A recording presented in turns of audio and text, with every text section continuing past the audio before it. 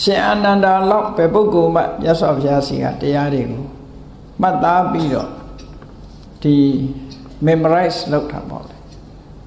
မှတ်သားပြီးတော့နှုတ်တဲ့ရအောင်ဆောင်းထားတဲ့ပုဂ္ဂိုလ်မရှိဘူး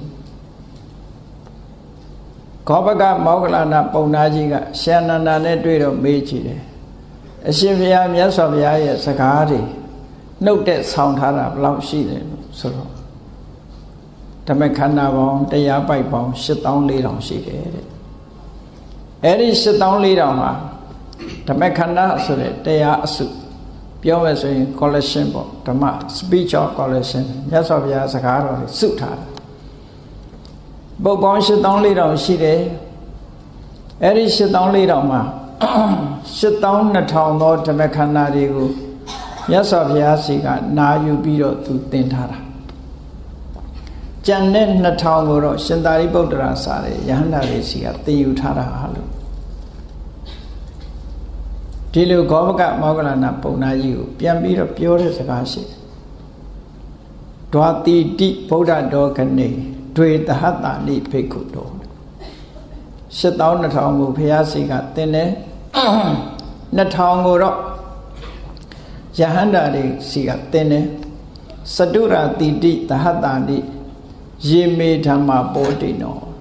သူဟာဒီတရားတွေကိုနှုတ်တဲ့ရွတ်ဆိုနိုင်တယ်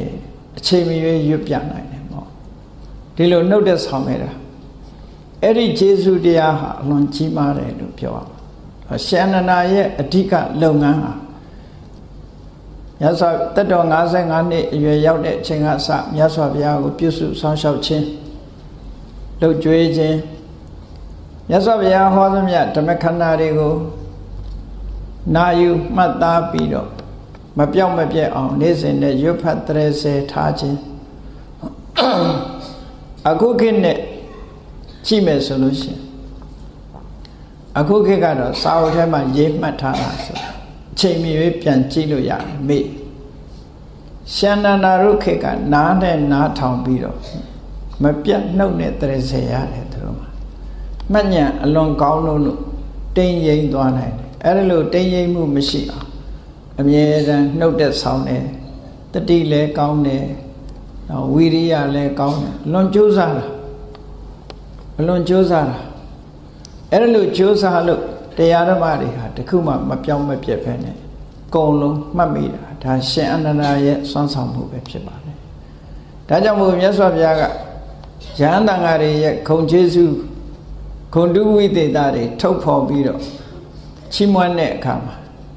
အာနန္ဒာဟာဘုရားတရားတော်တွေအများဆုံးနာယူမှတ်သားတဲ့ပုဂ္ဂိုလ်တွေမှာတော့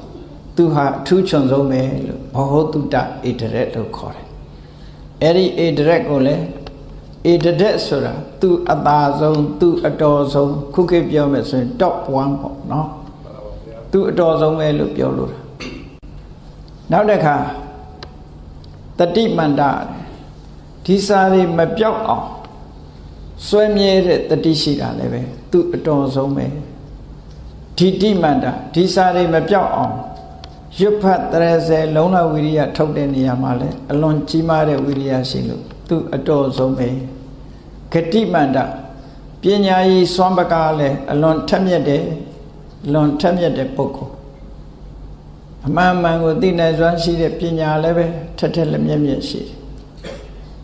နောက်ဆုံးမြတ်စွာဘုရားကိုပြုစုတဲ့ယဟန်တော်တွေထဲမှာ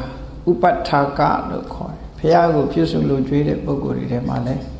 သူဟာအထက်မြတ်ဆုံးပဲလို့ဒါကြောင့်မို့ရှင်အာနန္ဒာကိုဣတရက်9ဌာန်ရတယ်လို့ဒီလိုပြောတာ9ဌာနမှာသူက top 1 ဖြစ်သွားတယ်ဒီလိုဆိုလို့တာနော်ထူးချွန်ဆုံးပုဂ္ဂိုလ်တူအဲ့တော့